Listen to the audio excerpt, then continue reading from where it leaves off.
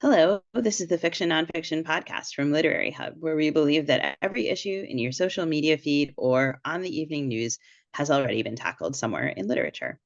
I'm Vivi Ganeshananthan, also known as Sugi, author of the novel Brotherless Night. And I'm Whitney Terrell, author of the novel The Good Lieutenant. Happy 8th birthday! Well, thank you. Thank you. Happy 8th birthday to you. This is the first episode of the 8th season of this podcast, and we also want to extend a happy birthday and a heartfelt thanks to our listeners who make this show possible. To show our gratitude, Wit will be mailing out special presents to the first 100 listeners who email Hey, the whoa, whoa, show email whoa, address. whoa, whoa, Oh, whoa, whoa, no whoa. presents? No presents. First of all, it's my birthday this week also, like my human birthday. So I don't see why I should be sending out presents. I'm supposed to be Your getting human presents. birthday. I'm waiting for your present, which is not here. And second of all, I don't have any money to be sending anyone any presents because I just bought a house Oh, I'm sorry. about my birthday. Yes. And also the house. I mean, the house, but I'll confess to doing a little Zillow dreaming now and again, and houses are so goddamn expensive. No doubt. I mean, look, the house I bought cost more than twice what I paid for the last house I bought back in 2007. And I feel like I got a good deal then. And I got a good deal now compared to the market, really, to be honest. And I'm not the only one who feels this way. You know, Americans across the country are straining under the weight of housing prices, a cost that leads to all kinds of problems, including a rise in homelessness. The situation is so dire that the Democratic president candidate for president, Kamala Harris, has made lowering housing prices a key part of her agenda. So, to talk about the high cost of housing in America and the alternative ways she and her friends and family approach living together, we're joined by Lola Milholland. Lola's work has been published by The Guardian, Gastronomica, Oregon Humanities, Meat Paper, Compound Butter, and others. A former editor for Edible Portland magazine, she currently lives in Portland, Oregon, and runs Umi Organic, a noodle company with a commitment to providing nutritious public school lunch. Her debut book, Group Living and Other Recipes, came out this August. Lola, welcome to the show. Thank you so much for having me. Thanks for being here. Your book, Group Living and Other Recipes, which Sugi just mentioned, is about the interrelation of housing and food. We're going to get to the food part, but let's start with housing, or maybe a single house, which you call the Holman house in the book. At one point, you write, I didn't live in the Holman house, but with it.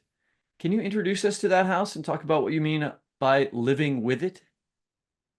Yeah, absolutely. So when I was 5 years old, my mom bought the house in Northeast Portland. It's an old Craftsman, and it was built around 1905, 1906. And so it had had so many people living it before we ever entered. And you could feel the history in the home itself. Like right away, my parents found old chicken cages under the front porch from a time when people did subsistence living and kept chickens there.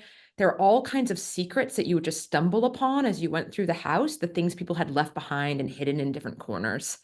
And I had this strong feeling that like the house had had its own life and we were just one chapter in it.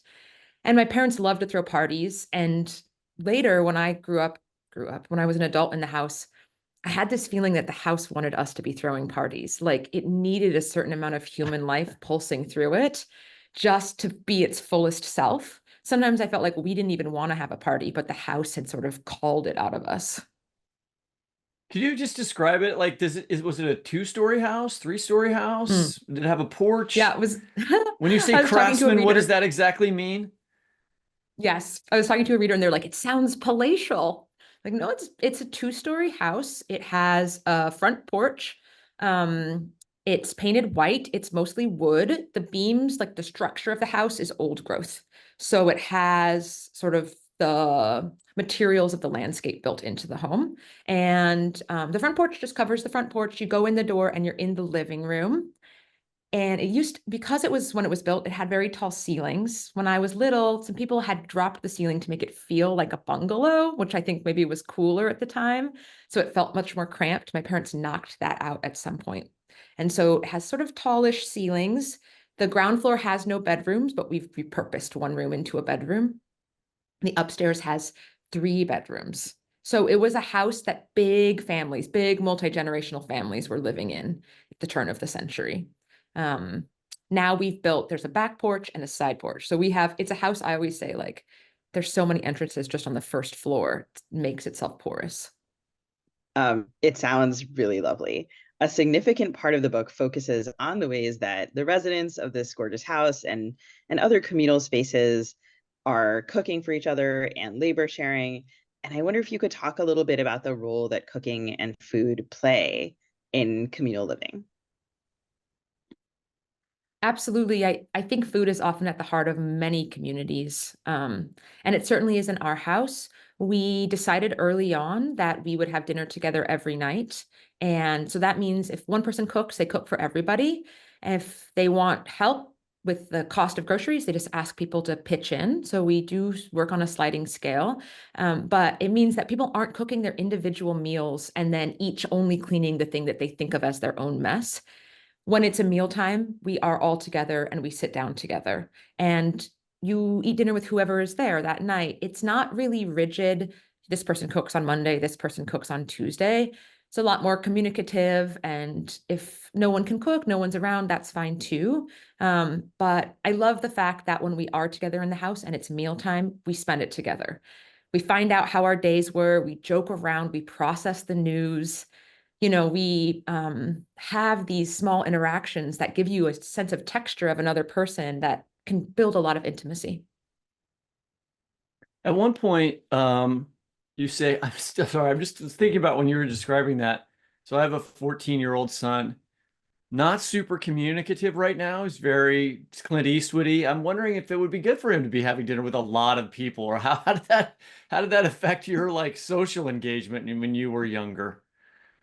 Or I did mean, you I think not about like this a having lot. people around? Like he hates it when I'm around. Like I can't imagine me having extra people around.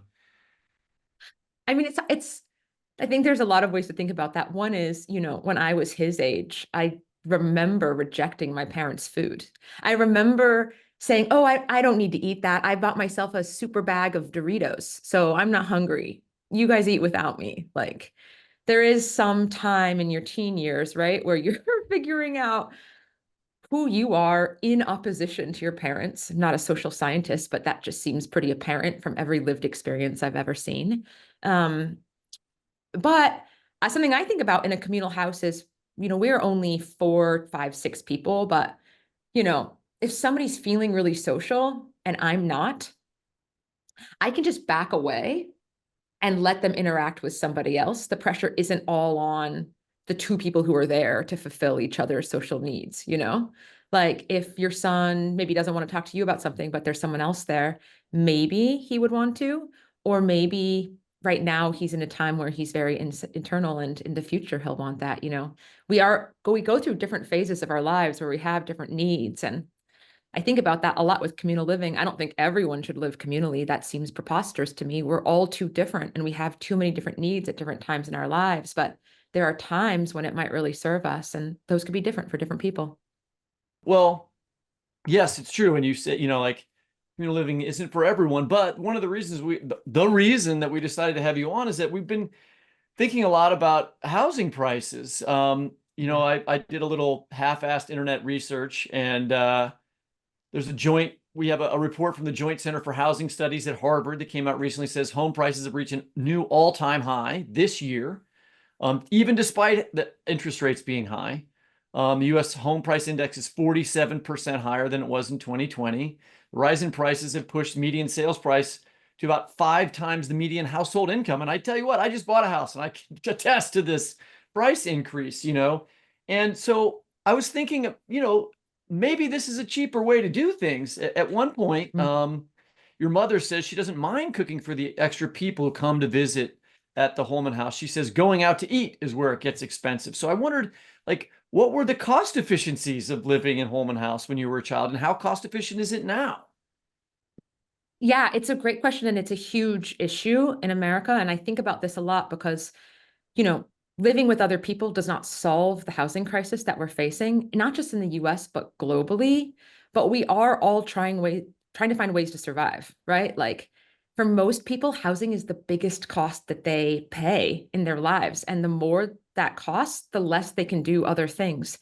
And so as we each try to navigate this sort of impossible market, what do we do? In our case, we live communally, and it's true, we share rent, and that means it's less for each of us. And, in our house, many people own their own car, but I know homes where people share cars.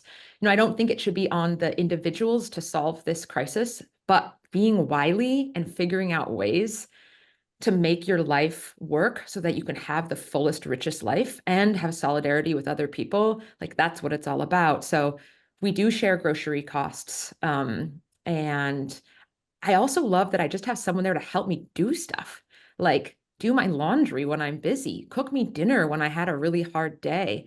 It's that stuff that adds up too. I think there are cost savings. I don't think they're gargantuan. There are also people who are getting really creative about buying houses together, using things like tenants in common or creating LLCs. That's a whole nother thing. It still doesn't solve the problem, but it allows people to buy houses that otherwise couldn't do it.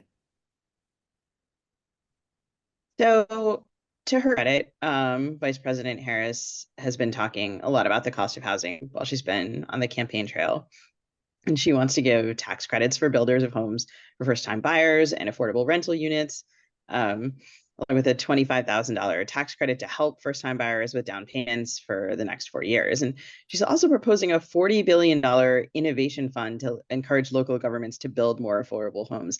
I live in Minneapolis, and I feel like I'm always watching someone build like a sort of shoddy looking cardboard basement apartment building, and then I like look into what the rent is, and it's so high.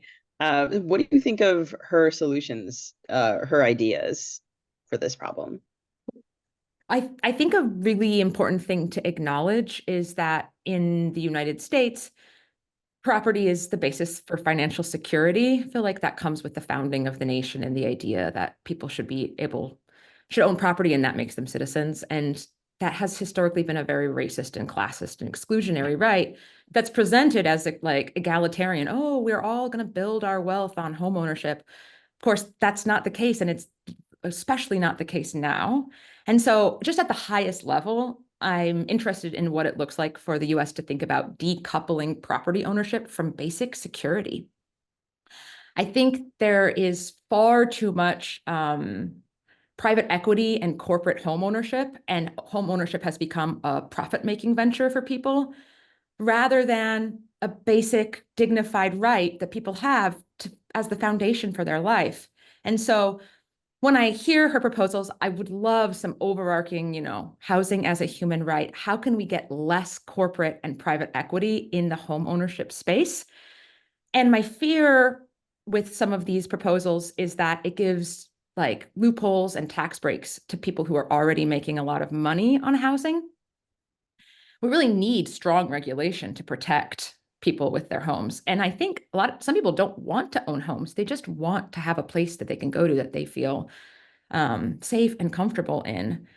That said, another thing I'm interested in with all these policies is how can you make sure it doesn't become another thing like what happened in the past, where it only goes to people who are white or already have family wealth? How can you make sure that there is more racial equity in these policies? And so the minutia is important, making sure that there's strong regulations and that it really is going to more people than it has historically. All those things matter a lot. I think another thing that I think is part of this story that needs to be talked about is that more and more people are being evicted. And, I just heard statistics, 650,000 people sleeping outside on any given night. And yet there's like, see if I can find it. There's just so much vacant spaces. And so to your point, you were saying, we need to make sure housing is being built that's actually affordable for people and that is good, solid housing. But we also need to be repurposing things that are already in existence, motels, hotels, not just building more stuff in a time when building takes such a tax on the environment, and change the relationship between not having a home and criminalization. Someone's living on the street, that doesn't make them a criminal, it makes them a victim of the housing crisis. So that is an unacceptable situation we have in the United States, and it needs to be changed on its face entirely. And it seems to me like unlikely that giving people a $25,000 tax credit is going to help someone who doesn't currently have a home or is living on the street a way into living like that. I mean, look, we're Kamala Harris supporters on the show, obviously, and certainly not Trump supporters, but there's a certain presumption with Harris's proposals that are the same, right? You call it the my own private Yes. bathroom mindset, right? Yeah. And so I wondered, it made me think, like, because I was reading your book, here's an alternative way of thinking about housing that doesn't appear in anybody's political proposals. And I wondered, to what extent does the narrow way we think about housing, it's got to be your house, you own it, you have a mortgage, it's your castle, you can shoot anyone who comes in there. Like there's all these ideas that are politically Yeah. associated with owning homes. To what extent does that narrow way we think about housing limit the way we think about politics in general? And I feel like you talk about that in the book. I wondered if you could discuss that and maybe read to us a section of the book that covers this. Yeah, I 100% agree to you that, like, can we look at it at the most essential, like, basis? Like, why are we having the same conversation up here?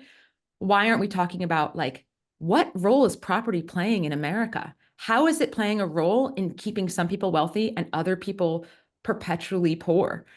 How do we think about the environment we live in as actually alive and, nature as, like, essential to how we live, not just assets to own, kind of like property as a dead thing, And if we just create more home ownership and yet still so many people are living on the street, that has benefited some, but it certainly hasn't solved our problems, So I just think, can we get even closer to the root of the issues here, which is, what does it look like to have real security for everyone in America and a basis for a dignified life? I mean, when So Harris yes. says to Oprah, like, I have a gun, and if someone comes into my house, that I'm going to shoot them, like, Yeah. I understand, like, that's good politics, right? To try to speak to gun owners and win votes, but it's also reflective of this idea of the home as like a castle, a non-porous structure that people are not Yes. supposed to come into who are not part of your family. And that is very different from the way that you're describing Holman House. And often I think about, like, not again, communal living is the solution to this, but how do these things, private property and isolation, connect to loneliness, connect to disconnection, connect to apathy? Like, if we are always isolated in our spaces and we don't want anyone else to enter them, and we don't feel comfortable having uncomfortable conversations with other people or just, like, bumping into them in our lives, how does that, like, double down on people not feeling connected to other people? I really feel like, whether you're in a home living communally or just in your life, living with other people and thinking about their needs and prioritizing the needs of a collective over an individual, that goes against American ideal of individualism and individual exceptionalism, but it is required for us to tackle the things that we have to tackle as a society. We have to be able to work together. We have to be able to have hard conversations, and we should break bread. We should enjoy each other's company and celebrate and all the things that actually make it joyful to be in each other's lives. Might help some of the dudes on 4chan, to try some group living. Yeah. Well, It just yeah, reminds unless me they're of, sorry, go ahead. I was gonna say that we had a guest come on the show, Brandy Jensen, to talk about polyamory, an essay that they had written about polyamory, and also the writer Jen Silverman came on to talk about their novel There's Going to Be Trouble. And in that novel, sort of like a lot of left activism is sort of rising out of communal living. And I wonder about the ways that sort of the general right, the shift of the Democrats to the right, um, and sort of the kind of like very successful stereotyping that Republicans have done of the left, if like group living isn't one of the things that's sort of a casualty of that, in the sense that, like, as you say, like, it seems to me like people talk about group living like it's something that they have to tolerate until some end point when they achieve independence, and are able to escape it, rather than, as you say and as you write, like a thing that people could celebrate and enjoy and do intentionally. And sort of like the dwindling Yeah. of communal spaces, or like the attacks on communal spaces like libraries or schools, other places where people gather and, like, oh God, have ideas and discuss them. Like all of that Right. is sort of, yeah. I just, that resonates so fully with me. That fully resonates with me. And I think like your call about Kamala and the gun. I mean, imagine a time in history when people really just went to their neighbors' homes because you couldn't text or call and went in and said like, hey, what's up? You know? But do we live at a time when it's like, oh my gosh, someone comes into my home, they've lost their cat, but I think they're an intruder and I pull my gun on them? Like, it just feels so everyone, yes, on their own island, protecting themselves first, rather than Maybe if the people in like, Springfield had invited their Haitian neighbors over more often, they wouldn't be thinking that they were eating cats and dogs. yeah, right, totally. They'd actually had meals together. I mean, again, like And these get some things, good food out of it, probably also, I would think. the small, it's these ideas about like how we live together, how we're in community, they're very small, but they can be metaphors for larger ways of thinking about our society. Like, yes, it doesn't change the world if I invite someone who's my neighbor over and have dinner with them, but that action, if I really believe they're important, I really believe that their life matters. And if we think about that on larger scales, it starts to create the society that we actually want to live in, because we don't want to live in one where everyone is going to pull their gun on us when we knock on their door. Okay, Should I read so this read chart? that part for Sorry. us. Yeah, that would be good. Yes. Okay. Okay, here we go. Over time, our household built a rhythm. Some iteration of the group ate dinner together 4 to 6 nights a week. We gradually created unspoken rules, guided by Chris and Cynthia, who shared the instinct to be exceptionally social and generous. If you cooked for everyone, 2 people or 10. If you ate, you did your best to help prep and clean up afterward. We split larger costs like bulk products and a CSA share, but when one person cooked, they bought any extra ingredients they required. And if they needed others to chip in, they asked. Zach, Chris, and I loved to cook, and we took turns taking the lead. Cynthia always set the mood with amazing decorations and odd party favors. A rubber stress banana to squeeze when someone was having a hard week, cocktail umbrellas, a bag of ice, which she invariably called party ice, silly straws. Who knew what might emerge from her voluminous bag? While this arrangement might seem like a lot of work, it also brought me significant ease. I only made dinner 2 or 3 nights a week. I often had leftovers for lunch. Every time I Every time I made dinner, I was heartily thanked and cheered on. Every time someone else cooked, I felt awash in gratitude. Whenever dinner was ready, we'd serve ourselves from the rice cooker, sit down together at the dining table, and take food from the bowls laid around us, talking and catching up. After, we'd do dishes, wipe down counters, and sweep. This was decisively different from the tradition of women, frequently mothers, who find themselves underappreciated and burned out, tasked with food preparation. It was also different from communal meals at my college dorm, the zoo, which were scheduled, were budgeted, and regularly went without gratitude. Instead, this was like a gift circle, a practice in giving and receiving without the burden of debt. Years later, I'd find words for this kind of sharing in Lewis Hyde's book, The Gift: Imagination and the Erotic Life of Property. Hyde, an artist and academic dwelling outside of academia, studied gift-giving cultures around the world and through time. He came upon common principles among them. The gift must stay in motion, he emphasizes, which means you can't receive something and hoard it. You must participate in a cycle of giving. You don't have to give what you received, but you must pass along the spirit endowed in the gift. I noticed among our household that we really didn't tally who cooked the most, who spent the most, whose dishes were the most difficult or involved. Instead, we cultivated a culture of thrill and thankfulness around dinner. Thank you so much for reading that. So Whole House is one alternative solution to single family living, but in the book, you talk about a number of other options, like the Organic Valley Cooperative, where your mother worked in Wisconsin. What those look like?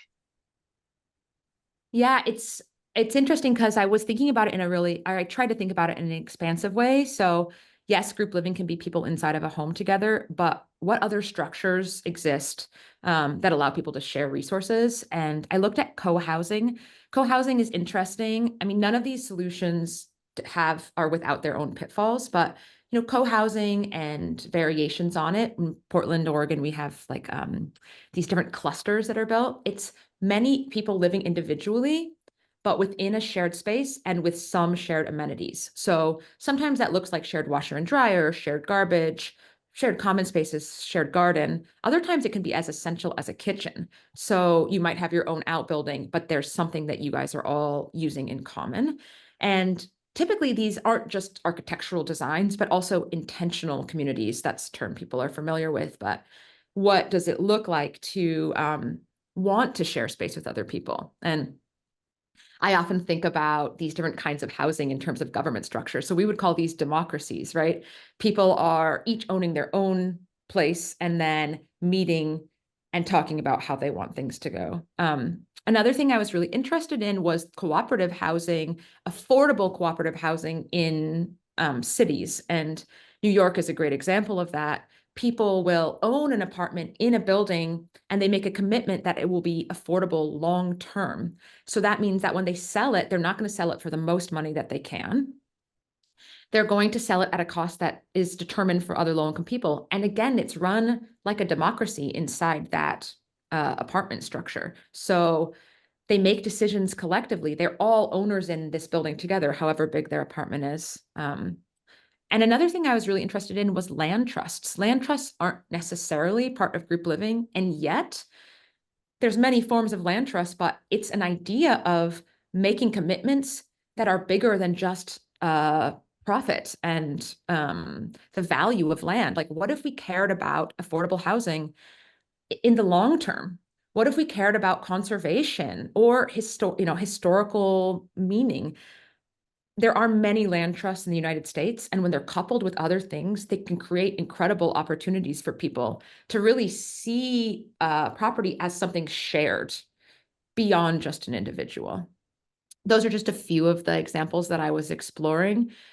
I love the way that people are getting more creative, and we just need more of it, not less of it.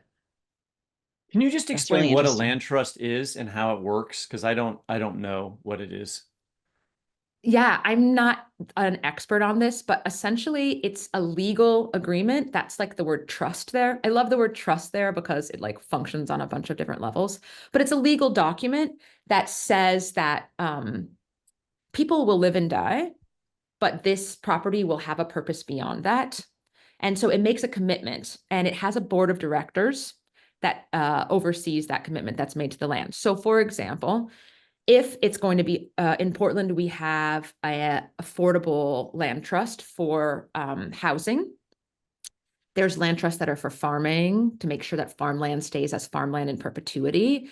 The same thing with like conservation easements. So land that should not be developed because it has, well, all land has meaning in natural world, but intentionally you want to protect a riparian zone or something.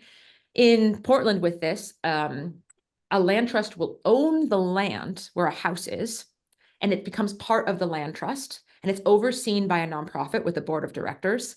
And then people can own the house that sits on it and pay a much lower cost to access that house. And they can own it and they can pass it to their children. They can sell it and make some money on it, but they don't own it all. So it makes it much more affordable to have home ownership. And when they get that home, they've made a commitment to not selling it to someone who isn't in a low income bracket. So it creates low income housing in perpetuity. And it's co-owned by the person who owns the home and the land trust, which owns the land. So that's just one example of how a land trust might work to create affordable housing inside of a city. Did that make It's really sense? interesting. That was Yes. great. That was what I wanted to know. I Okay. didn't know the ad. I was reading Okay. about it. Like, I need to know what this is. I have two other things that I want to talk about just on the housing angle, and then we're going to pivot. But I have a friend who works in like nonprofit housing and trying to find housing for low income people. And one thing that she says all the time is like all of these structures are like in places that are not accessible. You have to drive a car, or they're not in dense areas. They get put in bad places where it's very difficult to get to. Like, I mean, how do you solve that issue? Well, I think cities have to prioritize the needs of people who aren't going to be able to buy the most expensive house. And right now, cities incentivize building housing, whether it's affordable or not. And we don't actually need that much more non-affordable housing in the United States. There are a lot of empty places. Well, some of the reading that I've done is that one of the problems with um, housing prices is that there's too many rich people that, they're driving up the cost of housing, and that people are buying houses, more expensively because a certain part of the society can afford it, and that drives everyone else out of the market. Yeah, I mean, I got to hear this really interesting human rights lawyer talk about the history of housing and how, 30 plus years ago, there was deregulation, more than that, really. And then the financial crisis, 2000, 2007, 2008, all these private equity firms come in and buy things. And it is the prices of homes and apartments is being falsely raised beyond what people can afford because it provides profit for somebody. And you're saying, yes, these prices are being driven up by wealthy people, but there are all these vacant units that are still being held at a price beyond what people can afford. So it means the market itself is failing. It's not functioning the way that it should, right? That's not surprising. But I think this gets to the essence of what we were talking about earlier, which is, should homes be an asset to make exorbitant amounts of wealth off of? Should I think no is the clear answer, because too many Right. people are living on the street. Too many people can't afford food with the rising costs of food. This does not function for us. It needs to be separated, and at the very least, there needs to be no tax incentives for people who are corporate land owners or homeowners, far less or no private equity firms owning homes for people. I mean, these things need to be addressed at that level, and no government incentives for building housing for people who have a lot of money. In Portland, we have systems where it's like one unit will be affordable in a whole complex. It needs to be the opposite. And there's a lot of NIMBYism when people have political power and they have money and they have access to politicians. They can say, I don't want this affordable unit apartment in my neighborhood. That's not acceptable. We need to see ourselves as a whole society, and there should be diverse housing in all neighborhoods so that people who have affordable housing are next to people who have more expensive housing. That dynamic is what makes places vibrant, you know? This conversation about trust and about, I mean, I feel like, some of what you're talking about is segregation, right? And the relationship between capitalism and time, where like we see the Yeah. toll that capitalism takes on the environment, because essentially you want to max out until you die. And the only Yes. exception to that is that like maybe you'd like to pass on some wealth to your kid. And like there's the presumption that you don't want to pass anything on to anyone else. And so all structures are built for Yeah. that, which is sort of like yeah, I don't know. It's like thinking that like running a gazillion sprints is the same as running a marathon. And probably runners can tell that I'm not actually a runner, and that's why that metaphor doesn't exactly work. But yeah, anyway, this is all Yeah. really Right. fascinating. And yeah, Yeah. go ahead. I mean, I just, often you hear like, we need to build more affordable housing. And I keep thinking, that sounds like capitalism at its worst to me in certain ways, because it's just more using of raw natural resources to create more, when actually there is so much built environment that should be turned into affordable housing. Doesn't mean that there shouldn't be some built, but like, what about these apartments that aren't affordable? What would make them affordable? What about places that are underutilized? What about there being, like people, less Airbnb, more housing? These things that some cities are tackling piecemeal, but as a whole, what would it look like to rethink our built environment so we were thinking about housing for all, not just creating opportunities for developers to get really good tax breaks when they build something that maybe doesn't need to be built at all. So, yeah. Yeah, and I think also like the whole return to office movement is also tied up with this, where you get companies like what I think it's Amazon that just, no, it's not Amazon, it's the other company. Some major company just said everyone has to go back to work 5 days a week. And the two responses being like, well, this is what people need to do. And there's some sort of puritanical impulse there, like, this is what will be good for us. And then there's Yeah. another set of people who are like, I was doing really well at home, so I'm just going to look for a different job. And a lot of anxiety about this unused office space, right? Some of which could be housing, but then like exactly who's going to make the money off of that? I want to talk about housing apparently for the rest of the show, but I also want to talk about food. And um, this book is a memoir, but it is also filled with amazing recipes. And as you're thinking about how to choose the recipes that are included here, I'm curious about whether that was also a communal effort, what you as the author were deciding on. Yeah, I really wanted this book to talk about the way that being close with other people changes you and grows you and kind of gives you opportunities to see the world in different ways. And one example of that is how when you are close with another person, they often introduce you to foods you've never had. It changes your palate and what you crave and what feels familiar. And so each of these recipes is something someone taught me to make or made for me, someone who I love and who changed me as a person. And so I hope it expresses something about them and that action. And also, it's an invitation for the reader to make food for another person, to be in that dynamic as well. And I also just found it fun to try to use recipes as metaphors for whatever came before. So I wanted to have recipes from many people in my life, and I didn't let them decide what they were. It wasn't a communal decision. It was very much my choice, but I got permission from each of them. They helped me write the recipes, make sure it felt true to the way that they make them and what the recipe means to them.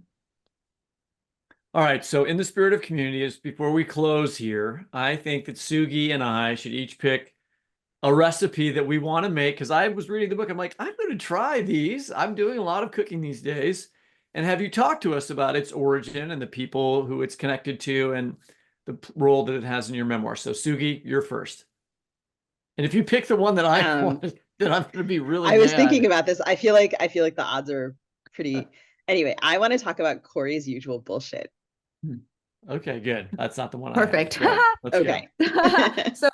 So Corey is my boyfriend, and we've been together a very long time. And I kind of joke in the book that when we'd been together about 5 years, we hadn't been living together. He suggested we get our own apartment together.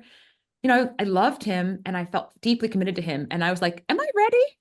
5 years into a relationship, because I had loved living communally and we couldn't afford a place of our own. And so I invited Corey to move into my house, and my roommate Christopher and my brother Zach and I are really devoted, passionate cooks. And so Corey felt sort of intimidated to cook for us, but also desperately wanted to contribute in that way and enjoys cooking. So he started figuring out the dishes he wanted to make, and he would create disparaging names for them just to sort of like, not play it up too much. And one of them was this dish that I love so much. It's like mabo tofu, if you've ever had that, which is ground meat, very strongly seasoned, deliciously seasoned with a lot of tofu folded in. So it's this really interesting textural dish where you take a little bit of meat and you make something really rich with it, but you're not using so much meat. And he started adding mushrooms and greens, sort of like a one dish meal over rice. And whenever he'd make it, he'd be like, Corey's usual bullshit. The thing for me is like, I'd be like, oh, I'm so excited, the opposite of his intention. And now this is something I make. My mom makes it. Some of my other friends make it. It's so simple, but so tasty. So that is Corey's usual bullshit. I'll have to try making it at home and see if I can just like it could become Sugi's usual bullshit. Yeah, exactly. Truly, I think that's the intention, right? Is that you will make it your own, and then it's your usual bullshit. Whitney's usual bullshit is steak, so I don't know. It's not really all that exciting as a recipe. Put it on the fire. All right, so my recipe is Chris and Zach's chicken coconut curry soup. I wonder if you could talk about that. Totally. So my roommate, Chris, he's lived on and off with us since I was 22. So that's like 17 years I've lived on and off with this roommate. And he's Thai. Both of his parents were immigrants from Thailand, and his mom was just an extraordinary cook. And when he first moved into the house, he'd go out a lot, but then he slowly started to make some of his mom's dishes and would talk to her on the phone and learn the recipes. And Tom Kha Gai is the name of this dish. Some people may have had it in a restaurant, but it's chicken broth with coconut milk and a ton of aromatics, which is to say like galangal, ginger, lemongrass, lime leaves, things that just fill the kitchen with a delicious aroma. And for me, it's become a dish that we make each other when we feel down. You're sick, you're sad, you're overwhelmed. Somebody will make this dish to sort of like cut through the stuffy nose or just like the heartbreak of a moment because it feels very nurturing to me. It has the qualities of like a chicken noodle soup, but with so much more flavor and aroma. And it's not that hard to make. I mean, you cut up big chunks of things that are delicious and you put them in a broth and let it take over the room. So for me, it was Thai food felt very intimidating until my roommate showed me that it was actually much more accessible. And now this is comfort to me. You should make it. Well, yeah, I was like, I'm very hungry now. Yeah. Lola, thank you so much for joining us. We really appreciate you taking the time for this conversation. And listeners, don't miss Group Living and Other Recipes, which is available now at independent bookstores near you. Thank you so much for having me.